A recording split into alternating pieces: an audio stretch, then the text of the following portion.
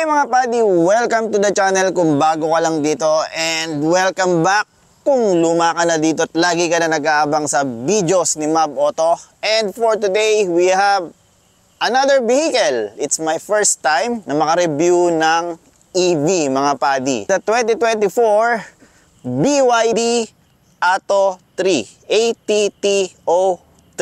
At syempre, ano nga bang gagawin natin dito mga buddy? Susuriin natin ang design. Ano dito, yan, hindi fake yan, no? Sisilipin natin ang mga features at creature comforts. Dadrivein natin yan mga buddy.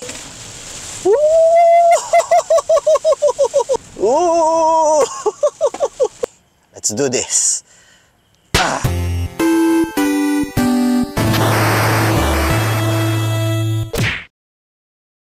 First and foremost mga buddy, ang BYD was founded in 1995 sa Yadi Village, Shenzhen City. Of course, China. That was 29 years ago. Ngayon, gumagawa na sila ng automobile, battery, automotive components, forklifts, handsets, handset components, semiconductors, monorail systems, and cars. Hindi ko na babanggitin yung history nila dahil hindi importante sa atin yon. Ang importante sa atin, creature comforts, features, and how it drives mga buddy. And this is my first time driving an EV. Of course, na-drive ko na yan papunta dito sa aking film location na tinatawag.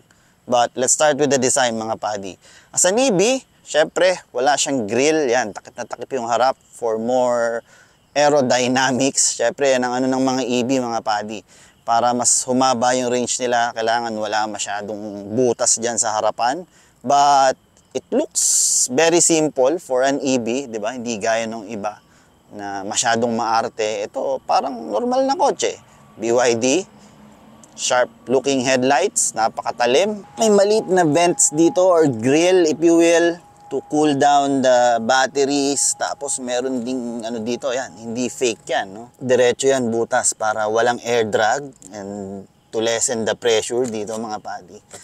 Yeah, totoo yan. Minimalistic design, little lines here. Aluminum finish yan mga buddy. Napakaganda, napakasimple. Dito sa gilid, medyo OA to, BYD design.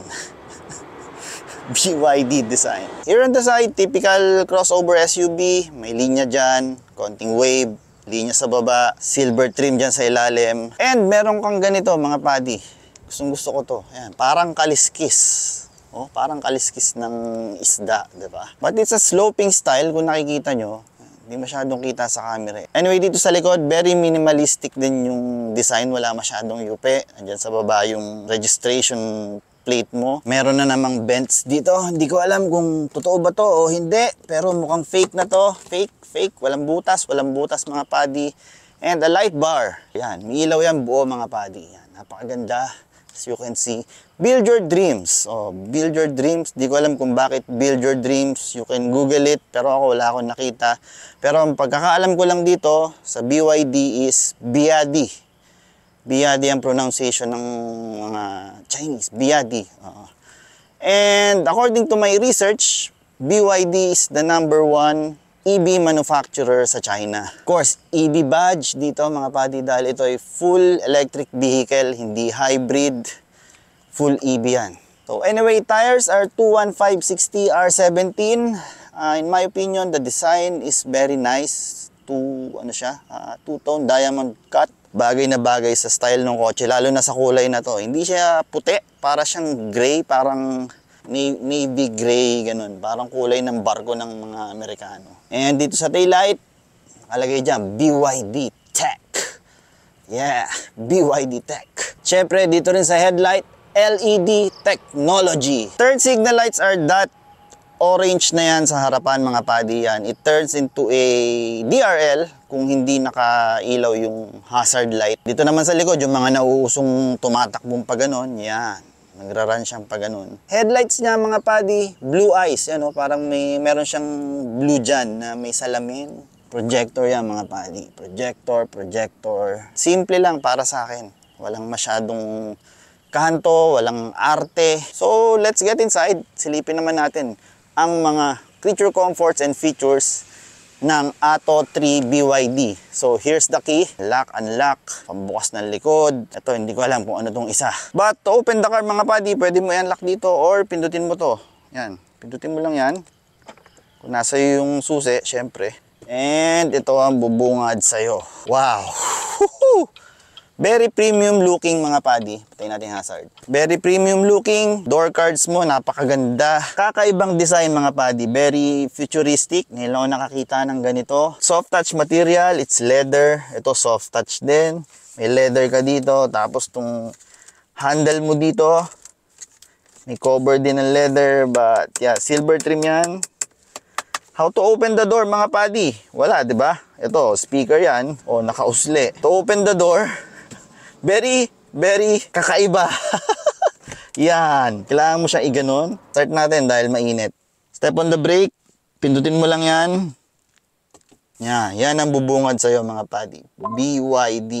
On natin yung aircon. Naka-on na yan. Walang tunog. But anyway, dito sa loob, materials are high quality mga padi. Itong dashboard mo is covered with dark blue or navy blue soft touch material. Pati dito, kung ano yung texture mo dun sa door cards, ganun din dito, meron din dito. Ayan, soft touch material. Ito yung aircon blower mo mga padi. Yan, ngayon lang ako nakakita ng gantong aircon blower. Kakaiba. Pagsasara, kaganyan mo lang. Buksan, ganyan.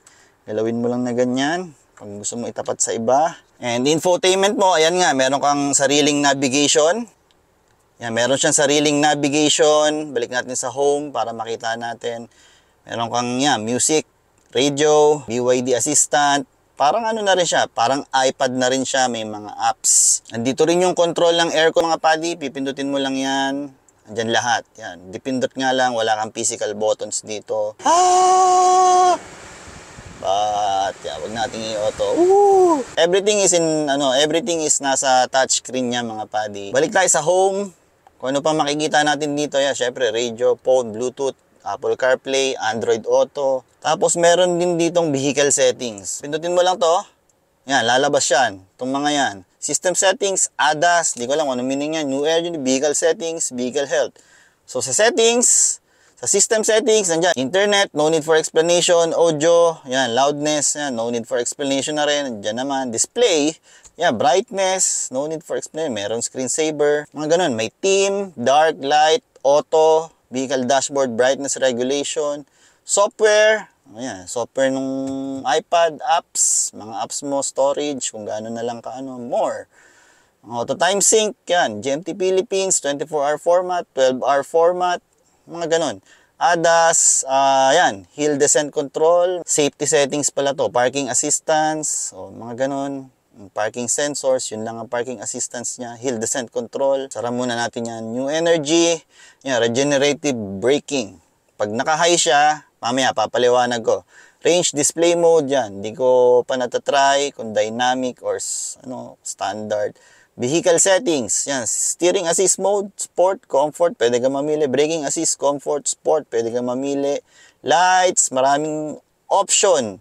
Daytime running light, pwede mong i-turn on. Adjustable headlight ng height, pwede. Follow me, yan. Pag pinatayo mo yung EV mo, naka-on pa siya ng 20 seconds. Before entering, meron din. Pag in-on mo yung remote, iilaw na siya for 20 seconds bago ka makarating sa auto. That's it. External mirrors, auto fold, yun lang ang meron. AC, ayan. Auto air circulation, fan speed reduction during calls. Andyan na. Easy to understand, door and window. Ayan.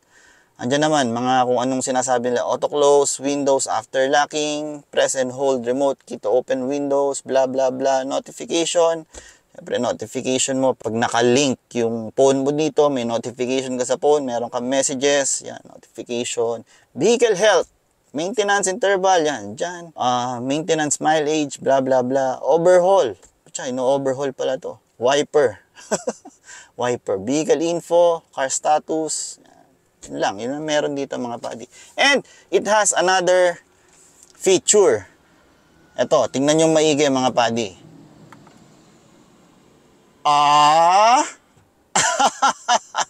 Umiikot mga padi. Syempre, EV to. We're in the future mga padi. Yan. Balik natin sa dati kasi mas madaling mag-drive pag mababa yung display. Dito sa baba, dito nga yung aircon vents mo. Ito, ano to, wireless charging. Try natin. Try ko na yan kanina. Yan, gumana, lalabas dyan. Charging ang phone. Yan, gumagana siya mga buddy. So, dito naman, dito yung ano mo, yan, yung shifter mo. Park, pipindutin mo lang yan. Nasa park ka nyan. Tapos, syempre, parking brake, aangat mo. To drive, kailangan mong pindutin to to unlock. Yan, lalabas yan doon. Mamaya papaliwanag ko yung mga naka-display dyan. So, nakapark pa tayo. Kung gusto mo mag-drive, you need to press the brake. Ayan. Lagay mo sa D. Ayan, lalabas doon D. Pero naka-park pa ako. Pipindutin ko lang pababa. Yan. Balik muna natin sa park mga buddy. Pipindutin mo lang yan. Nasa park ka na. Tapos, syempre, parking brake. Yan. Dito, may mga buttons ka dito mga buddy. Parking sensors, traction control off. Ewan ko kung ano yung A na yan. Yan. Ito naman, ito yung regenerative braking. Pwede mong palitan ng high or standard. Mamaya, pipindutin ko yan, makikita nyo, lalabas yan dito. Dito naman sa kabila, volume control ng radyo mo yan or pwede mong diinan yan para patayin. Auto climate, yan, pag pinindot mo yan, auto climate yan. Ito, on-off ng aircon, syempre. Ito naman, defogger. Ito, driving modes yan, yung button na yan. Ito naman, I don't know kung traction control ba to or whatsoever. Kasi merong ganong sign ng kotse na parang dudulas. So anyway, meron kang cup holder dito na napakaliit. But we can always try. Hindi talaga kasya mga buddy. Anyway, dito naman mga buddy, storage yan. Covered with leather din, no? Sarap hawakan. Bagong-bago yung auto. Yan, mabigat siyang buksan, tapos malalim siya, ayan no. For ano lang, for scaling, ayan no, kasya yung buong bottle ko mga buddy. May tagawan na ako ng bottle, yun nga lang, syempre aalog-alog yan dyan. Pero dyan muna natin ilagay. Dito naman sa taas, wala kang sunglass holder mga buddy, pero meron ka namang map light. Map light to on the map light, just press. Very futuristic. Pindot, pindot, yan. Touch sensitive lang siya mga buddy. Di ba? Ito naman, visor check. May ilaw. Yan, may ilaw 'yon. Wow. Ganda pa ng ilaw niya. LED na hindi masyadong maputi. Ganda ng ilaw niya, ganda ng kulay. Tingnan natin sa kabila kung meron. Of course, meron dapat. Meron. Anyway, balik tayo dito. Steering wheel. Syempre, it's covered with leather. And it's chunky. A little chunky.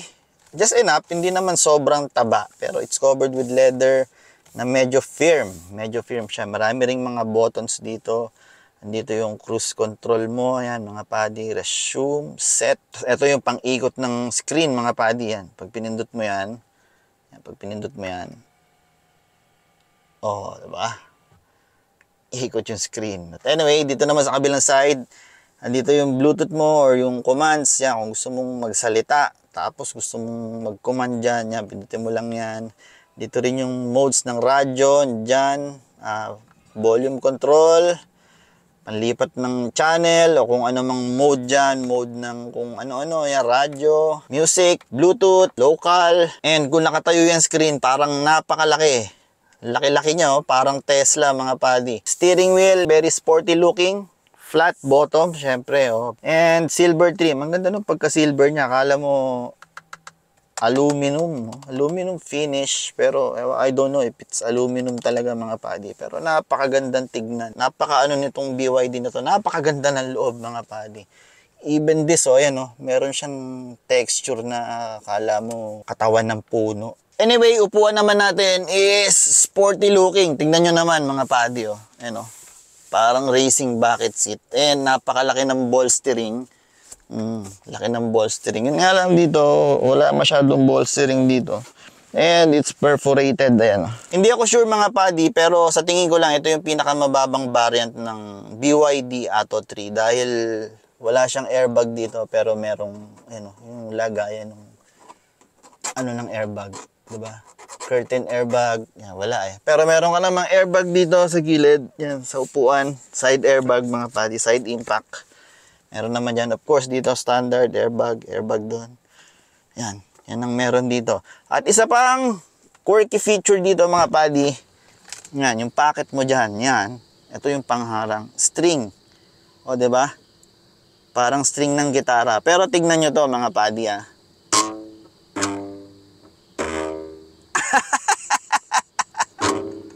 Magkakaiba ng tunog. So, parang string talaga ng gitara. Well, bago natin makalimutan, balik tayo dito sa glove box. Glove box is soft dump. May kalakihan siya mga padi. Yan. Meron kang manual. Kasya ba yung bulaklak ng aking papa? Hindi kasya, pero malalim siya eh. O, yung opening niya, maliit lang, pero malaki naman. Malaki yung lalim niya. Malalim eh. O, yan siya. So anyway, it's soft dump nga. Yan. Tara natin yan. Dito sa center console mo mga padi, very high quality dahil yan oh, red stitching pa oh. Ganda, leather wrap, tapos red stitching, tapos eto na naman yung texture na gaya nung nandoon.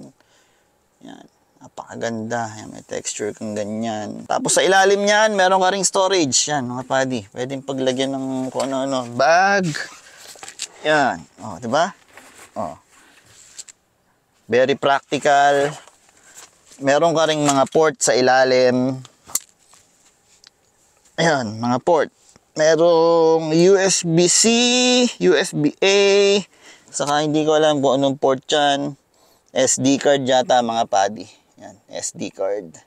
Meron ka ring normal 12 volt socket. Siyempre, hindi mo mawawala yan. Napaka-importante niyan. Dito naman tayo mga padi sa maliit na screen na to mga padi. Diyan mo makikita yung speed mo, yung battery charge, yung kilometers left, tapos yung kilowatts na gamit mo, nandiyan mamaya makikita nyo habang nagda-drive tayo. Tapos pag nag-switch ako ng modes, driving modes, yan, lalabasan dyan, sport, normal, eco. Brake regeneration, yan, pwedeng high, pwedeng standard, yan, yun lang dalawa. Saan dyan lahat? Parking brakes, odo, tire pressure monitoring, meron din. Outside temperature, meron dyan. Clock, nandiyan din, napakaliit. Do meron din naman ditong clock. Anyway mga padi, set natin yung ating driving position. Dito sa side ko is power seats. Oh, power seats siya. So kung ako mag-drive, here's my driving position mga padi. Ito na, sinet ko na yung driving position ko. Silipin naman natin kung anong meron sa likod. Alright, dito naman sa likod mga padi. Same story here. Andyan pa rin yung soft touch material. Ito hard plastic, but mas marami naman yung soft touch material mga padi. Meron ka rin small pocket dyan. Andyan din yung parang guitar string mo. Oh, diba? Anyway, yan nga yung driving position ko mga padi. Tingnan nyo naman yung upuan, napakaganda. Parang racing bucket seats. So, ayan yung space kung ako ang driver. Napakaluwag. Ang upuan dito mga padi, may seat height adjustment. Yes, seat height adjustment. At syempre, normal naman yung naglilin na ganon, saka forward, backward. Pero, yung seat height adjustment, hindi normal. Hindi lahat meron. So, I can still stretch. Oh, binaba ko yan ng sagad dahil alam niyo naman ako, ganun ako mag-drive. D4 test. Walang problema. Napakadali lang mga padi. At dahil EV nga ito, flat yan. Flat. Dahil wala ka naman transmission dyan or kung ano man. Wala namang exhaust. So, flat na flat yan. So, kahit tatlo kayo dito, napaka comfortable. Yan, komportable siya mga padi. Yan, dahil nga walang hump dyan sa gitna. At dito meron ka ring aircon vents, aircon blower. Kung ano yung switch sa harap, ganito rin sa likod. Ayan, napakaganda. Siyempre, BYD design. May nakalagay dyan para hindi makakalimutan ng mga pasahero sa likod kung ano yung kotse sinasakyan nila. Gawa yan ng BYD design. Meron ka rin port dito mga padi. Ayan, oh. USB-A and USB-C. Meron dyan port. Pero kung nakasagad ang upuan, ito mga padi, sinagad ko to eh. Yan. Maluwag pa rin. Oo. Pwede ka mag-stretch. Yan. Ito mga padi, hindi na siya powered seats. Oh, hindi gaya nung sa driver powered. Dito manual na lahat. Manual lever, manual forward. Walang seat height adjustment. Syempre sa driver lang yon. Dito all manual. Pero may mga bulsa naman dyan. Left and right, may bulsa. Oh, napaka practical. D4 test tayo dito kung nakasagad ang upuan. May konting sabit but still doable mga buddy. Doable naman. And maluwag pa rin naman. Ayan oh. Laki pa rin ng space. And syempre, ba natin to. Yan, meron kang armrest with cup holders. Pang ipit pa. Ayan, may ipitan. Anyway, leather din yan. Kung ano yung upuan sa harap, ganun din sa likod. Ayan, perforated white. Daming kulay eh. Meron pang piping na red, black, to white or cream, tapos dark blue, navy blue. Napaka-quality mga buddy. And mamaya, malalaman nyo kung magkano ang price nito. Syempre, meron ding Isofix or yung tinatawag na baby seat tethering. Yan. Nakatago nga lang doon sa ilalim. Ayan. Ayan, nandiyan yan sa ilalim. Kita nyo ba? Yan, yan. Lulusot mo lang dyan, maglalak na yan. But anyway, meron pang isang trick to mga buddy. Nabababa itong upuan na to eh. Just like other crossover SUV, hilain mo lang yan. Yan, tali na yan. Diba? Ayan, fold na. So meaning, pag finold ko rin to, mamaya makikita nyo, flat siya, yan oh, straight. Medyo madilim. Mamaya, ulitin natin yung ano natin. Ilaw dito, meron ding dome light dito. Touch sensitive din siya, mga buddy. Futuristic, touch sensitive. So anyway, check naman natin yung storage sa likod at kung ano pang meron sa likod mga buddy. Dito sa likod mga buddy, it's not power operated. Manual open lang yan mga buddy. Yan. Pull it up and yan. Syempre, sasabay yung tonneau cover. Pero pwede mo namang alisin yan. But anyway, let's just stay it that way. Yan lang ang meron dito mga buddy. Meron kang ilaw. Yan. Flat siya, meron kang storage dito. Storage din dito sa kabila. As you can see, meron pang net. Ayan, may net siya. Top load is medyo mataas. Mga buddy, medyo mataas siya. Mataas siya. Magbubuhat ka ng gamit, medyo mataas siya. So, ganun talaga eh. But, naangat naman to. Meron kang pang extra storage dyan. So, nandito rin yung pang charge mo. Yan. May bag dito ng BYD. Hindi ko alam kung ano laman. Check natin. Meron ko rin dito ang saksakan pala to mga buddy. Sasaksak mo to dun sa port nung charger nung kotse. Pwede mong gawing power source. Nandiyan din yung early warning device. Mga tools yan, pang tow. Ewan ko kung ano tong mga to. Kung mga extra, continental, ano yata to. Tawag neto. Panghangin. May kasama siyang panghangin, no? Tapos meron pang ganito. Hindi ko alam kung ano to. Ewan, yun lang meron. Ayun yung net na sinasabi ko. Left and right. Meron siyang net, mga buddy. Storage space. Hindi ko alam kung gaano kalaki yan. Pero lalagay ko na lang dyan dahil hindi ako nakapag-research. But, pwede mo namang ibaba to. Gaya ng sinabi ko kanina. Just pull this tali. Pull up. Then push. Push. Yan. Meron ka ng napakalaking storage. Yan, mga buddy. Very practical, di ba? Hindi ko na alam kung anong space niyan. Ilalagay ko na lang dyan mga buddy. Meron ka rin kapitan dito. Pag isasara mo yung door hatch mo, yun. Iba wala. But since this is SUV, most SUVs or crossover SUVs, meron naman yan. Yan, just pull that. Hindi nga to power operated. Yung top of the line niya to, power operated. This one, it's not.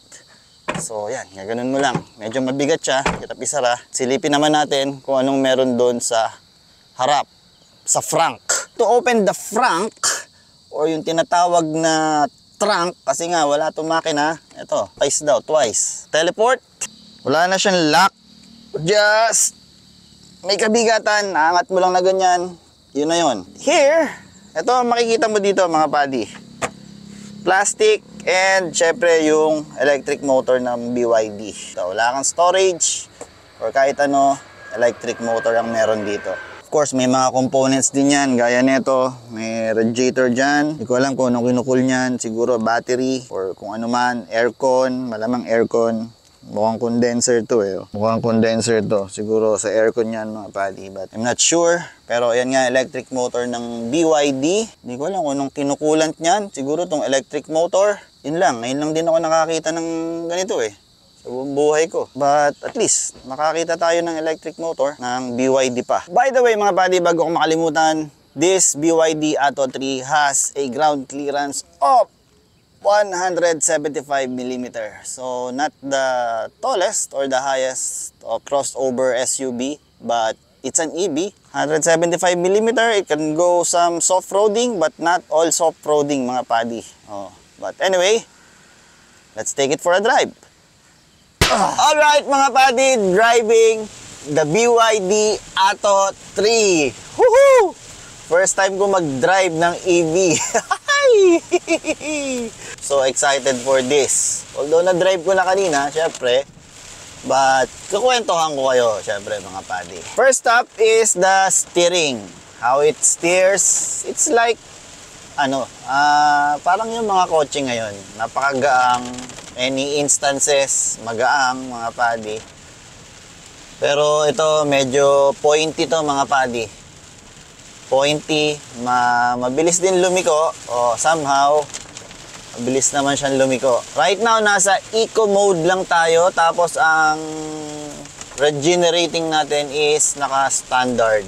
Eco mode lang para hindi malakas sa battery at hindi siya masyadong torquey. Dahil ito mga padi ay may torque na 310 Newton meters from the get-go.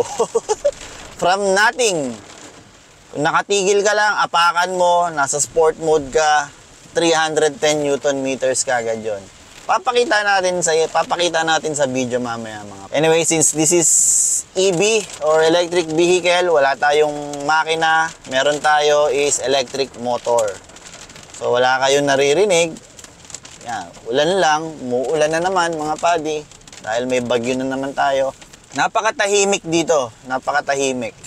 Although, yan, syempre, yung patak ng ulan, naririnig mo. Brakes niya is a little bit weird, kasi nga, nagre-regenerate siya eh. Lalo na kung lalakasan mo, kung gagawin mong high, yung, pwede mong i-switch sa high, yan, high.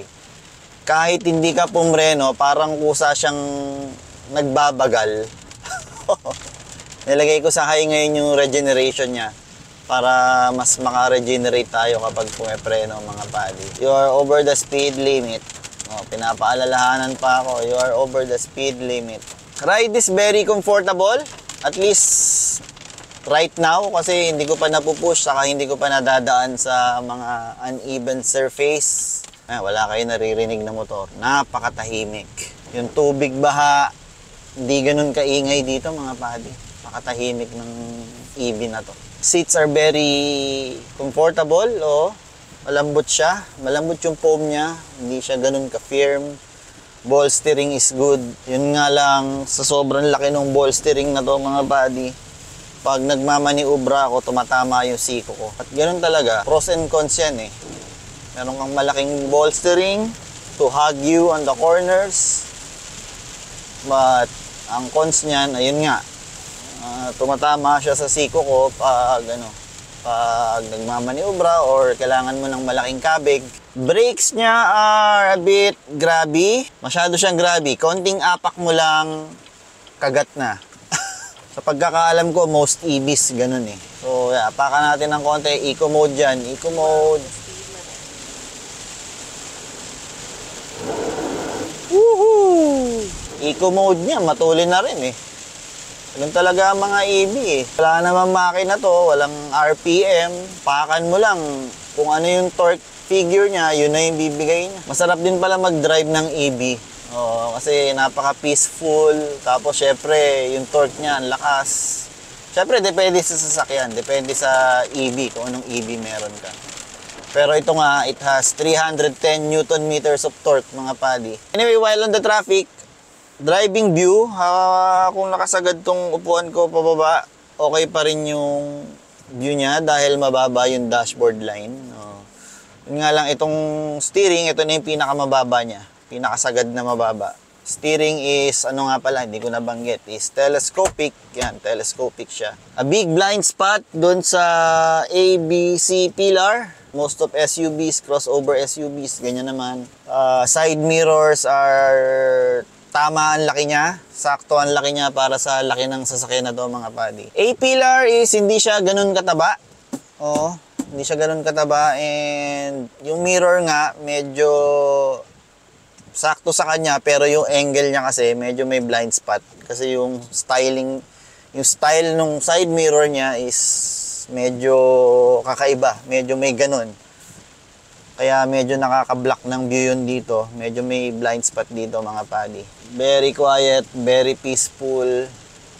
Ganito pala ang EV experience mga buddy. Ang screen nito mga buddy is 15.6 inch. Napakalaki. Ayan o. Kita nyo naman. Parang screen na ng mini laptop. Pero hindi naman nakaka-block sa view kung nakahigang ganyan. Pero pag inikot mo siya, ayan, medyo tumaas kasi yung ano, medyo may blind spot na siya kasi tumaas yung screen mo. So I prefer na ganyan lang siya, naka vertical. Yung throttle niya medyo weird din apakan dahil pag naka eco mode ka, pag inaapakan mo na ng dahan-dahan, parang ayaw umandar. Ang bagal niyan tumakbo from zero, apakan mo ng dahan-dahan, parang ayaw niya umabante. Kailangan medyo didiinan mo ng konti para umabante. Huwag naman sagad kasi biglang biglang bubulusok. Switch naman natin sa normal mode. Normal. Ayan, naka-normal mode tayo. Pag inapakan mo yung normal, malakas pa rin eh. Lagay natin sa sport. Sport. Ayan, sport yan mga buddy. Pakan ko ha.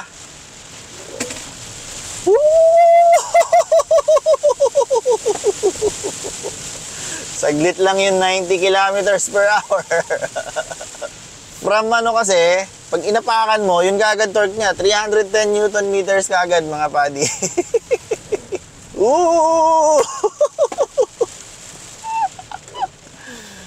Saka wag na wag mong papatayin ang traction control nito pag gantong umuulan tapos naka-sport mode ka dahil ang lakas ng torque niya mga buddy. Nandyan kagad yung torque niya. Mag-i-skid talaga yung auto. Buti na lang may traction control. Kinokontrol niya yung skid ng gulong. Balik natin sa normal. Ito na yung malubak na testingan ko dito mga buddy sa BGC. Medyo may firmness akong nararamdaman since dahil EV to eh. May battery to sa ilalim. Pero hindi naman yung sobrang tagtag. So, ang range nga pala nito mga buddy is 409 kilometers. Alam ko ito yung pinaka-base model kasi ang top of the line parang yung may moonroof. Oh, humps test, okay naman. Hindi naman ganun katigas. Napaka-grabby yung talaga ng preno nito mga buddy. Hindi ko alam kung lahat ng EV ba ganun o ewan, basta konting apak mo lakas ka agad ng ganun eh. Maintindihan eh. Yung busina nito mga buddy, hindi sumasabay sa pindot mo. Parang meron lang siyang tone na you know.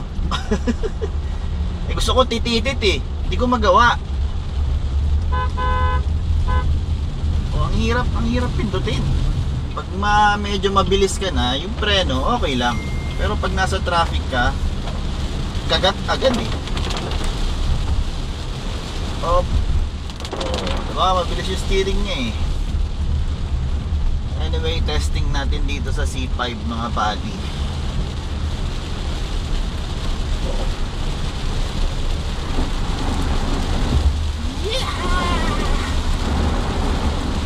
Somehow matuli naman sa normal mode.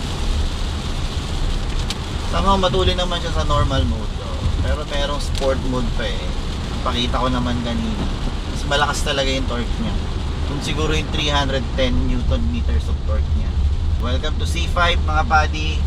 Alam niyo naman ang C5, kilalang notorious to na hindi smooth na kalsada. Lalo na tong track lane sa gitna. Oh, parang lagi kang galit pag bumubusina ka. Eh, hindi naman. Pinipindot ko lang ng marahan. Yung isang pindot kong ganon, ang haba eh. Hindi ako galit. Ayan, yung mga uneven surface, okay lang. Hindi naman siya ganon ka-stiff mga buddy. Pero may stiffness siya. At pag dinadrive mo to mga buddy, feeling mo nasa kukun ka. Kukun. Oh. Kasi nga ito mataas, itong center console niya dito, itong may armrest, mataas, tapos parang kulong na kulong pa dito. Ang tanong, ready na ba tayo sa EV? No? Ito yata yung dynamic mga buddy, BYD Atto 3 Dynamic, yung pinaka base model. 1,598,000. So 1.6, no? Hindi mo na 1.6 million. Kukunti pa lang ang mga charging ano natin eh. Charging areas natin. North, kukunti lang eh.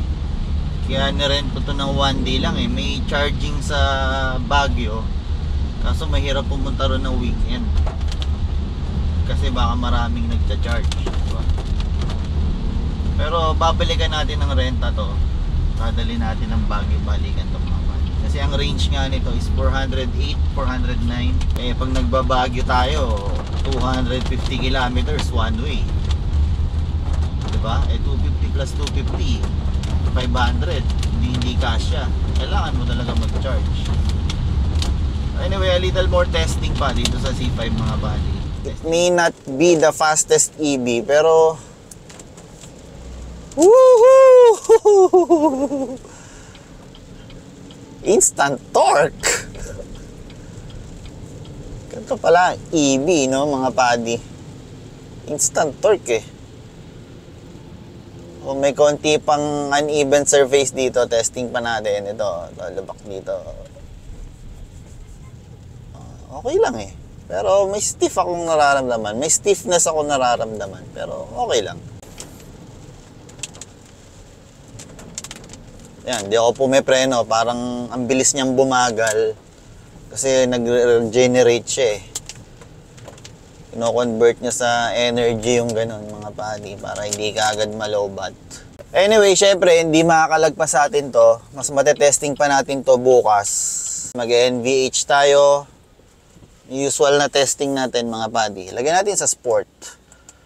Sport mode. Okay. Sport mode test. Baon. Kumakamot yung gulong. Kumakamot yung gulong.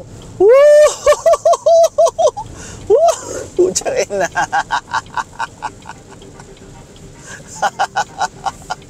Katawa naman ng EV, no? Nagwa-wild yung gulong eh. Naka-on yung traction control.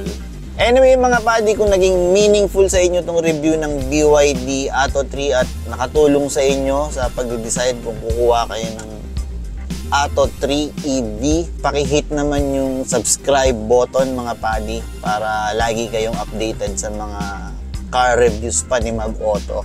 And kung nakatulong talaga sa inyo itong video na to for deciding na kukuha kayo ng BYD Atto 3, paki-hit na rin yung like button dito sa baba. Nandiyan yan eh. Tabi ng subscribe button. Paki-hit nyo yan. Pakipindot nyo ng maraming beses kung maaari. Pwede nga lang talagang maraming beses. Pakipindot nyo naman ng maraming beses mga padi. Para gumana yung tinatawag na YouTube algorithm. Hindi ko na ipapaliwanag kung ano yung YouTube algorithm. Basta ang isang ano yan, pag gumana yan, papasa ni YouTube sa maraming tao na nagsisearch or i-feed sa ibang tao para mapanood nila kung anong meron sa BYD Atto 3. Thank you mga padi kung narating nyo itong part ng video na to. And anyway, we'll do NVH, handling test, braking test, power test on the next video mga padi.